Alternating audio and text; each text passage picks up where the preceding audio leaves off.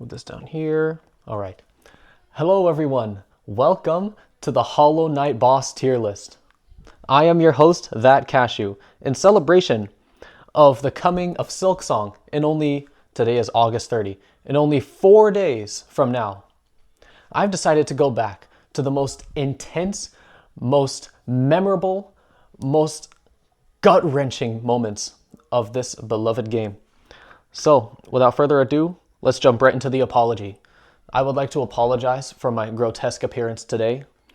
As you can see, I've got just the most disgusting facial hair right now. Listen, mustaches and beards, they work for some people, but not for me. Right now, I look like, I don't know, like Robert Downey Jr.'s estranged Hikikomori nephew. But in exchange, as a reward for putting up with me and this disgusting beard, it might not look so bad in the camera, but it looks horrendous in real life. In reward for putting up with it, I will shave it after this recording. Anywho, let's jump right into the list. Number 1, Gru's mommy. Okay, it's not... Listen, there are no F tier bosses on this tier list. Should I rank bosses based on like... You know what? I'm gonna go by vibes. I could rank these bosses based on how they compare within the same game. I could rank these bosses based on how they compare throughout all video games, in which case none of them would be at F tier. But I've decided to go on vibes. What does it feel like and why? Gru's mother is like a C tier. She's not very interesting at all. You just kind of whack her and she kind of floats around. Ooh, I'm the Gru's mother. Like, does she really do anything? Here's the thing though, I actually kind of like the fight when it's like the ascended version, because then you have all those spikes on the ground and you have to pay attention to where you're standing. But even in like the base game, this is easily the worst, most forgettable boss ever. It's not offensive and disgusting like the Bed of Chaos, so I'm gonna give it a nice D tier. False Knight, I'll give it a C tier or B tier. You know what though? This guy actually taught me everything I needed to know in the game. I'm going to check my audio levels in the recording because there are so many times when I do screen recordings and the recording just stops. Anywho, False Knight. This guy taught me the value of patience. He taught me everything that I needed to know about Hollow Knight, except for the BS jumping mechanic, which we'll get to later. But yeah, this guy taught me that I have to attack only when it's safe, and I can't just spam the whole time. Now you might be thinking, really? You lost to the False Knight? Listen, it was like 1, maybe 2 times. Probably just 1 time. I probably died once. But just the fact that he's a good gateway into the rest of the whole story, and the fact that he teaches that combat mechanic and also gives you an opportunity to try like running away and healing in a safe place. Like, because he does that shockwave move, right? That can punish you if you try to heal. So that was a really good lesson. 1, only attack when it's safe, and 2, heal only when it's safe. So False Knight, you get the B tier for that. You're not like super cool and amazing. You don't have really interesting mechanics, but I think you're a good gateway into the rest of the game, and I think you deserve credit for that. Failed Champion. Oh, this guy's scary. This dude is the False Knight, but like cranked up onto hyper mode. And also he does like double the freaking damage. That's just on its own is terrifying. Yeah, this guy, based on vibes, I get B tier. Because does he really add any new mechanics? I mean, sure, stuff falls from the sky like every single pound, but it doesn't add that much to the gameplay. It restricts the area that you're allowed to jump in, but it's not like that. It's not even that detrimental because the falling objects don't do that much damage. They might even help you in certain cases, like maybe there's a time where you could be hit by the hammer, but instead you get hit by that falling frickin' shell thingy with all the crystals in it. So Failed Champion, I think, deserves the same tier as the False Knight. It's all the same game mechanics, mostly. Anywho, let's move on to the Brooding Moloch.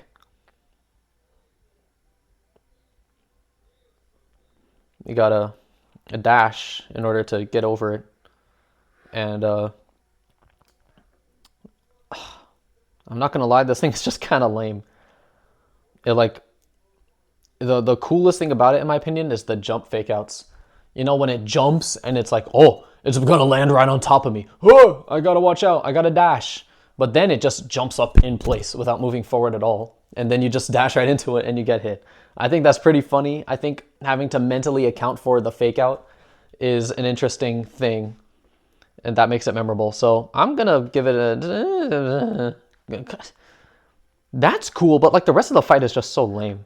It's just super easy to dodge projectiles. It waddles back and forth, super lame. And in the original fight, not the Ascended version, it has like this raised platform, I think, which makes it even easier to dodge. So, Vengefly King. Legit, 99.9% of the memories I have of the Vengefly King are not from the time you free Zote from it, but in the Pantheon of Hallownest. I will say though, I think the first time I freed Zote from the Vengefly King, that was a cool interaction. I was like, oh, I have to save this guy from this wild animal. And that was a cool interaction. So for the sake of the scene, I think it did its job just fine, just well. It was not so hard that I wouldn't be able to save Zote from it, so I would look like a hero. But it wasn't so hard to be impactful in any way whatsoever, or like unique and interesting. You could honestly put this in like high D tier and I wouldn't bat an eye. But I think as a story element, I think it deserves some credit, so let's put it low C tier. Massive Moss Charger, this was just funny. I think, listen, I'm also giving the Massive Moss Charger points just because it's a cool thematic set piece. You enter Green Path for the first time. You see this big old bush, a bush. And it's like, oh, it's a big bush. Like, that's just so funny. It's a lot more memorable than the Vengefly King. And actually, yeah, top of C tier. Unfortunately, with the, you know, incredibly basic game mechanics that come with the Massive Moss Charger, I can't really give it any higher. Because it's literally jump or dash. Jump or run. Which, I mean, you know what's cool though? The fact that if you have Quick Slash and a long enough nail, you can just spam and spam and spam and spam and just kill it in one go. That's really funny. Anywho, top of C tier for you, Massive Moss Charger. C for Charger. I was so tempted to put it in B tier just for the spam. Just the fact that you could spam it and kill it in one go. Hornet Protector. I think Hornet Sentinel was the later one, right? Yeah, Hornet Sentinel. I don't know why she's called Protector versus Sentinel. It's probably written somewhere in the game. Probably. Anywho, she's at least B tier. I mean, come on, fellas. Bare minimum, she's absolutely better than the False Knight. I think she was a really cool, neat boss. You just made it past the Vengefly King. You make it past the Massive Moss Charger. And you think, oh, that was pretty easy. I'm kind of a warrior, huh? Swinging this nail, I'm feeling real good about myself. I beat some C tier bosses. Then you go over to Hornet and she's a tier above. And she's like, oh, she actually is a warrior. She has different techniques. She has a jump. She has a dash. She has a sword just like me. So she's intelligent enough to use tools and stuff. And she looks like me. Like, bruh. So the fact that you have like a rival who also like stalks you through the whole level, I think that's interesting. And so for that reason, I think thematically, she's definitely at least A tier. Gameplay wise, I'd say she's high B tier. Because yes, she has a variety of moves, but they're not particularly challenging. But do they have to be challenging? You see, I found her challenging the first time I fought her, but that was mostly because I just ran into her, swinging my nail willy-nilly, and then she just hit me back, and I was like, oh! So really, that was more my fault. But I think as an early game challenge, as a big hurdle that you need to overcome, and also as a thematic element in the story, thematically A tier, gameplay-wise, I think her role as another early game test who's like a step above everyone you faced before, I think that's a good transitioner to the harder bosses that are coming up soon. So I think she deserves definitely a lot of credit for that. Yeah, I think among all bosses, she's A tier. She'll probably go lower in the A tier though, as soon as we get to the more advanced bosses with more challenging, interesting mechanics. But the fact that she serves her well so effectively, I think is great. No Eyes is the most annoying motherfucker ever. Bruh, I just want to slap her across the face. I'm gonna put her in like the B tier. Oh, her mechanics are absolutely more interesting than all the C tier guys. I don't like fighting her as much as False Knight because I'm not safe like anywhere. I have to do so many different calculations. Like, is this ghost and this other ghost and these two different wave paths, are they gonna converge and hit me? Are they just gonna like, you know, freaking spit roast me and violate me from both ends? Or am I gonna be able to weave through them? I think, that is actually an interesting way to play the game though, isn't it? Like, to be able to dodge that many projectiles and do that many calculations in your head all at once. Okay, okay. The thing is though, that's literally all she does. So I'll give her high B tier, I think above False Knight. The fact that you have to weave through everything is really cool. The fact that you have to fight her at the very end of a temple and she has no eyes and there's like, I think a bunch of dead people around the temple and she herself is a ghost. The aura this woman had when you actually enter her arena made her so intimidating. So the setup for her arena is just fantastic. And then the actual combat is also fun. So I could... Okay, I think the simplicity of it kind of detracts from it though. She's either a top of B tier or maybe low A tier. I just think that low A tier is a bit high for someone who only has like one singular attack. Now, if we're talking the ascended version of her, she could go all the way down to the F tier and I won't bat an eye. I do not care. I hate those freaking thorns. I hate dodging around everything. Is it a fair challenge? I think just barely not. Just barely and barely not. If it's just barely fair, then it's also just barely unfair. This is, I'm ranking the original versions of all of these guys. The Ascended, I'm not actually going to consider that for the list. I'll mention it though, with my words. If this were the Ascended No Eyes, I'd give her bottom of C tier. It's just, the margin of error becomes so very thin in the Ascended version that it begins to feel unfair. So I don't like that. Next up, Umu. Now, story-wise, this is a really fun boss fight. But in terms of the attacks, it's not that fun. You see, No Eyes, there's this intensity. There's this calculation. You have to think ahead of time. Where is this projectile going to go? And am I going to be able to dodge it? And if so, how? With Umu, you don't really have to calculate anything ahead of time. The only, like for example, the shock attack where he just keeps zapping the area that you're at, you just have to keep running away in any direction and you have all these different platforms to work with, that the only things you need to worry about from there are Umu, who stays completely still when he's doing that shock thing, and a jellyfish who doesn't take up very much of the screen. If there was other stuff, then you need to calculate ahead of time. If there are other platforms, then you need to calculate ahead of time. Okay, there's some calculation that goes on because you have to know what path to take.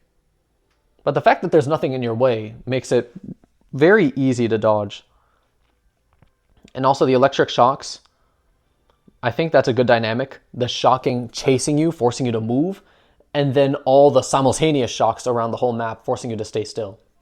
I think that's an interesting dynamic. I don't think it's more fun than No Eyes, or more interesting than No Eyes.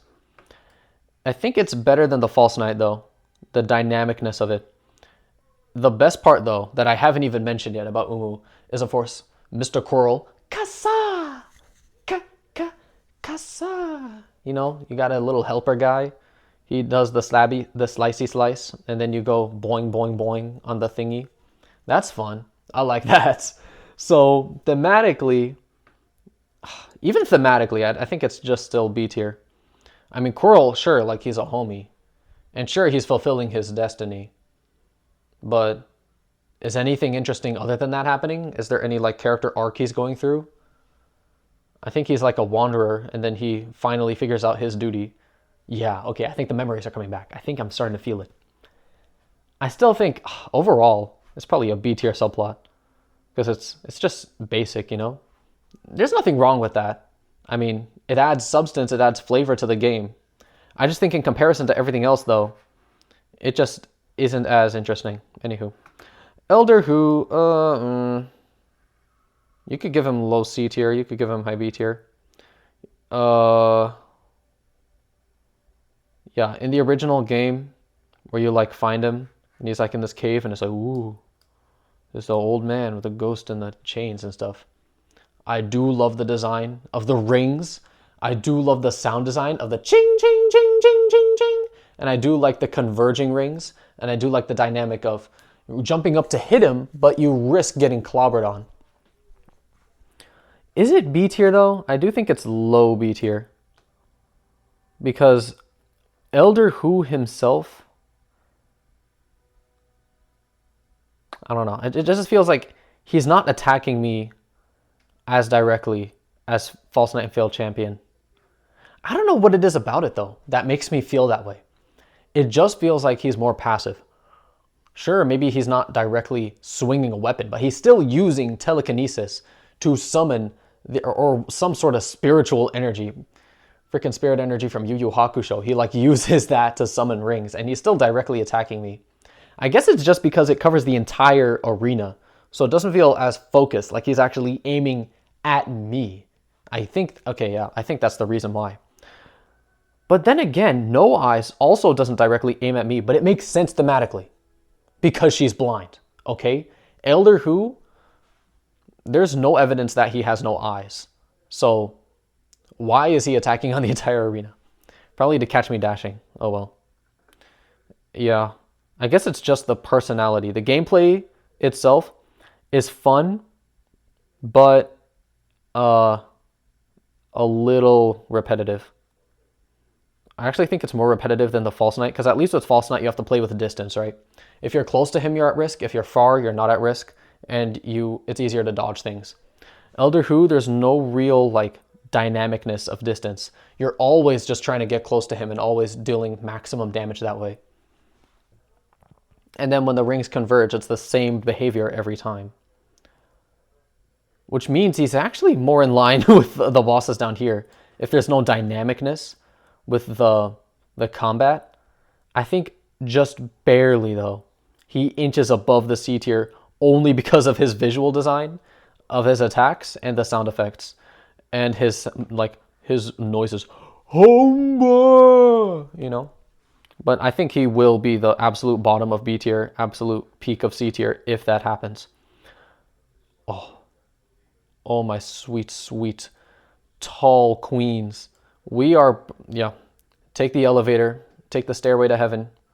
You girls earned it. The Mantis Lords are one of the most iconic bosses in all of Hollow Knight for a darn good reason.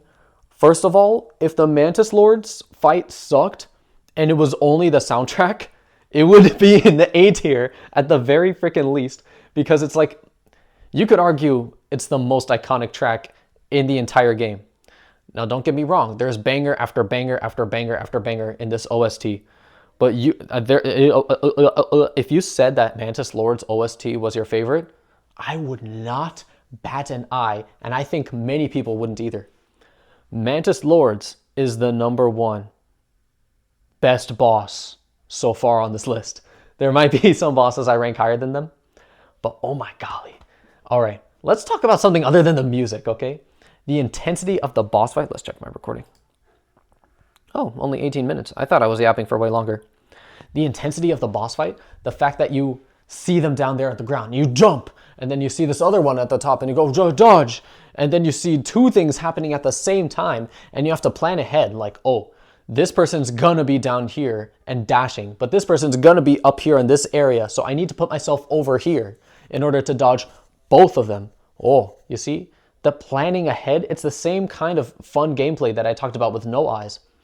Except here, the boss isn't freaking blind and is just shooting projectiles all across the arena. It actually feels like they're directly attacking me, and they are. They like the vertical attacks, they are directly plunging down on top of you, right? On top of your current position, which makes them feel like a much more active, much more aware threat.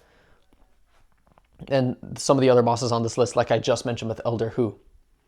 So Mantis Lords are an active threat. They're constantly going after you. They force you to plan ahead, and they force you to actually react quickly. Umu, for example, he actually doesn't require as much reaction time. He requires reactions, like when you have to run away from the electricity, but it's not that much because there's nothing in the way that's really significant. And with the shocks across the entire arena, there's some more... Okay, there's not that much telegraphing with the entire area shock. But I do think it's definitely less reaction-based gameplay than the Mantis Lords. Also, there's a lot of downtime with Umu. Mantis Lords, no downtime. And then you have those projectile, like, disc attacks. Oh, those get my brain going, man. Yeah, Mantis Lords, goated fight. I was gonna read Soul Slayer. Soul Warrior. Yeah, he's a C tier boss. Not gonna lie. Do I like him more than Vengefly King? I like the idea of being in a sword fight with a fellow bug with a sword. The idea of a duel between two people with like similar powers. I just don't like that annoying ghost. I don't know if that's only in the Ascended version or if it's also in the original version. It's been like ages since I fought this guy and I like barely remember anything from when I originally entered the Soul Sanctum and fought the Soul Warrior for the first time in my actual gameplay playthrough of Hollow Knight, and not the Pantheon of Hallownest. But, yeah. Is he less interesting than the Brooding Moloch? I think he has more aura than the Brooding Moloch. Brooding Moloch, it's just this mindless hulking beast that just shoots projectiles. I mean, sure, is it even shooting them at you? I don't even think it aims at you. I think it just aims in your general direction. At least Soul Warrior feels like a guy who's actually trying to hurt me and not just some random boom, you know? I mean, okay. Hollow Knight is not just intelligent beings who are directly attacking you and want to kill you. It's also beasts who are just following their instincts, right? And I think the variety, the diversity of the boss behaviors is cool. I prefer the ones who are actually trying to kill me, though. Yeah, Soul Warrior goes above the Moloch, unfortunately. It's just, you know, human nature to be more intimidated and more attached to people with the awareness that they're actually trying to hurt you than beasts. Now, I know he's infected and all, so it's really just the illusion. It's the illusion of a person who's actually going after me, a real antagonist, instead of just an animal doing what they want to do. Anywho, now on to Soul Master. Soul Master, oh my gosh. The soundtrack for this guy, absolutely fantastic. You fight him on top of this glowing floor. It's like we're at the club. So iconic. And then he uses all these magic spells, which is like the culmination of the entire dungeon you just went through, fighting after wizard after wizard after wizard. Listen, I played Hollow Knight for the first time in my sophomore year of high school, and I still remember it after just graduating college this last quarter. So like 6 years passed and I still remember this. That's how memorable the Soul Sanctum and the Soul Master are. And for that reason, I'm definitely putting him in the A tier. He absolutely had way more presence, stage presence than Hornet Protector. I'm not gonna cap. This is just the magic spells, the teleporting, the fact that he's like, it gives him a personality like he's holier than thou, which he kind of is because he has magic and I don't. My gosh, he's awesome. Soul Tyrant. Oh, and then the second phase with the Soul Master, where he just starts pounding on the ground, just slamming his face into there, giving himself CTE just to try and kill you. It's so insane, man. And the fact that we were in this like deep dark pit with all the corpses. Oh! Okay, you know what? Within the main game, I'm sorry, this is actually an S tier boss. Now that I freaking think about it, this was one of the most memorable parts of the entire freaking game. All right, this is not the Ascended versions of the boss. This is not the Pantheon of Hallownest versions of the boss. This is the boss as they're presented within the game. And if they just so happen to be first presented in a Pantheon, then I'll account for that. But for now, this guy, you know, unlike some bosses like the Pure Vessel, who are only introduced in a Pantheon, this guy had a whole dungeon dedicated just to him. And I'm sorry, that just builds him up so incredibly well, just like it did with the Mantis Lords. You know, I didn't even mention the Mantis Village, a village of warriors being capped off with the Mantis Lords. The thing is, though, the people in the Mantis Village were not that, you know, intimidating. I'm not going to cap. But in the Soul Sanctum, the wizards who were constantly pelting me with their balls, They had spells flying left and right. I had to dodge up, down, front, and center across bookcases, jump over tables. It was so intense and interesting. And that adds so much to the Soul Master, who's the ruler of all of that. Soul Tyrant, it's the same guy. I just freaking whack his dead body with my little glow stick, and then I fight his ghost. Ooga. It's a harder version of the same guy. I mean, he's already dead. I'm just waking up a ghost and fighting the ghost version of the guy I just killed. That's rather disrespectful, I think. So, it's hard to really say that the aura that the Soul Master had carries over to the Tyrant. Because with the Soul Master, he's not dead yet. He's still the strongest wizard of the Academy. The Soul Tyrant, I'm fighting a guy who lost a fight. So he actually has lost some aura. Or, gosh, I hate that word. Just because it's used by children. He's lost some aura after being killed by me. Me! So, like, I know I can win. Oh well. I guess reputation-wise, he gets knocked down at least a tier. But gameplay-wise, is he more fun? Oh yeah, I don't think I talked too much about the Soul Master gameplay. It's fun. So the Soul Tyrant gameplay, is it also fun? I think it's also fun. The fact that he does 6 rotating balls instead of 4. I think it provides an interesting, unique challenge that wasn't there with the original Soul Master. But other than that, the fight is largely the same. And I think the fact that it's largely the same, except for that one attack and also the head slamming thing is way faster. Those are like the 2 most significant differences. And it's not that much. And since it's not that much of an upgrade, I don't feel justified in putting it in the S tier. In fact, it's hard to even say it's A tier because it's just repetitive, you know, to the original Soul Master. Oh well, he's a nice little bonus. Basically, Soul Master was a character who had a reputation and power. And Soul Tyrant is really just a bonus game content. He feels like a video game element. So for that reason, just because he doesn't feel so integrated with the story and has as much aura, yeah, let's put him over there.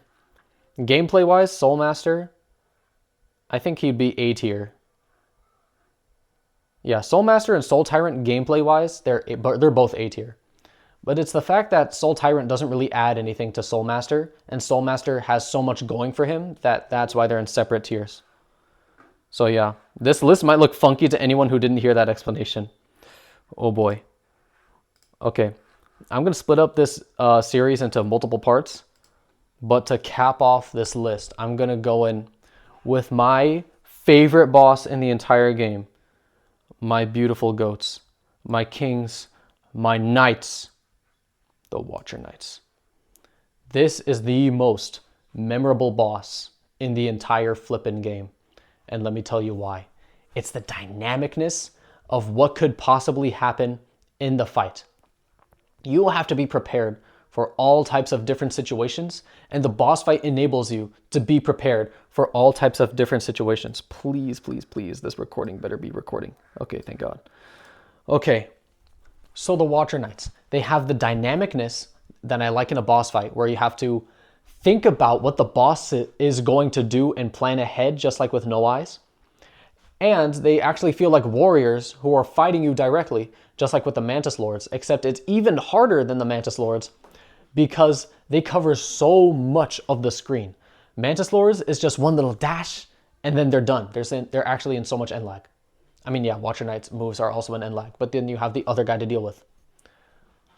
You see, the Mantis Lords, their attacks are so brief that they're not as much of a threat as they are with the Watcher Knights. Watcher Knights, on the other hand, they go boom, boom, and they cover the entire freaking screen with their whole hitboxes, but in a fair way because it's telegraphed. I'll get to more of that later on in the list. But you have these telegraphed fair moves that are dangerous. They cover a lot of the screen. So it's fair, it's dynamic, and it's challenging. And it requires a lot of reaction time, just like with the Mantis Lords, which is why they're both in the high tiers.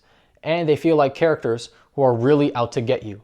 This was one of the most challenging bosses I've ever fought up until this point. You see, before playing Hollow Knight, I hadn't really played many challenging games. So all the Souls-likes that I've played recently, I only got that taste for difficult boss fights from hard boss fights in this game. And one of the hardest boss fights that really got me going and made me want to fight harder bosses was the Watcher Knights. So yeah, for that reason, that's why they're so high. Also, like, I want to go back to that one point I made earlier about it being fair.